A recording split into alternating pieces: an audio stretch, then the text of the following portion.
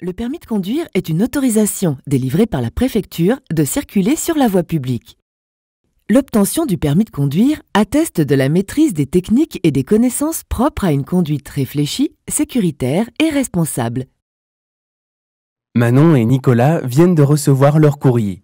Ils ont réussi leur permis tous les deux et fêtent leur réussite.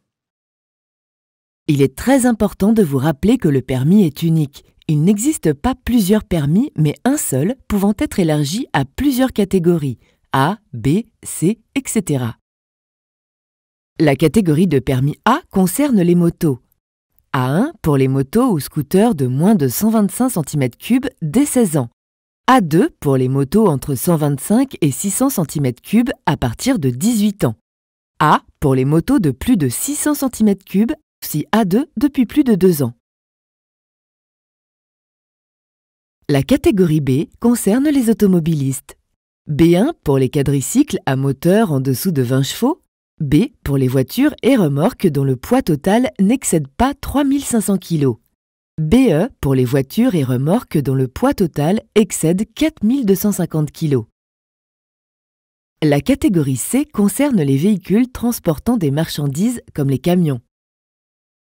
La catégorie D concerne les véhicules transportant des personnes comme les bus par exemple.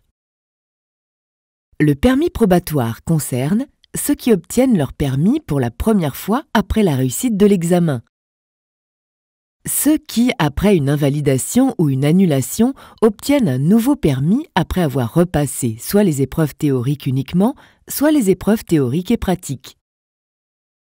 Ceux qui obtiennent leur permis par conversion d'un brevet militaire de moins de 3 ans ou par échange d'un permis étranger de moins de 3 ans. La période probatoire a une durée variable selon le type d'apprentissage de la conduite que l'on a suivi. La période est de 3 ans pour tous les jeunes conducteurs qui viennent d'obtenir leur permis.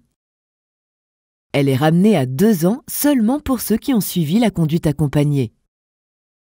Le capital de points au début de la période probatoire est de 6 points seulement. Le conducteur, s'il ne commet aucune infraction, est crédité de 2 points par an, soit 6 points en 3 ans.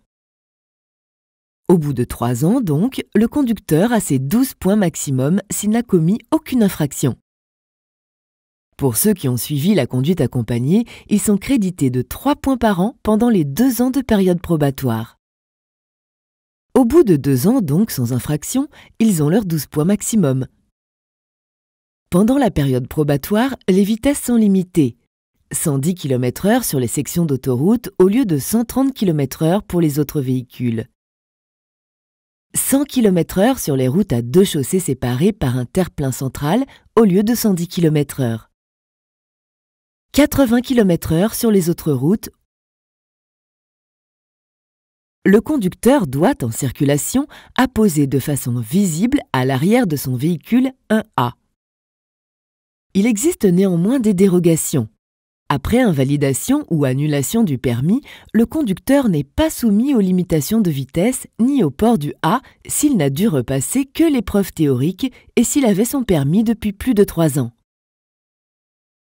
Nicolas roule sur une route à 2 voies à double sens de circulation. Une voiture derrière lui le suit de très près et se met à lui faire des appels de phare. Nicolas est perturbé et accélère. Il roule désormais à 100 km/h, soit 20 km/h au-dessus de la limitation autorisée. Il voit alors un flash. Sa voiture a été contrôlée par un radar. Nicolas va perdre 2 points pour excès de vitesse et devra payer une amende de 135 €. Il ne lui reste plus que 4 points désormais. Quoi qu'il arrive, vous ne devez jamais dépasser les limitations de vitesse et encore moins si un véhicule vous empresse de le faire. Restez calme et continuez à rouler à la vitesse réglementaire, soit 80 km/h sur route à double sens de circulation. 6 points sont très vite perdus.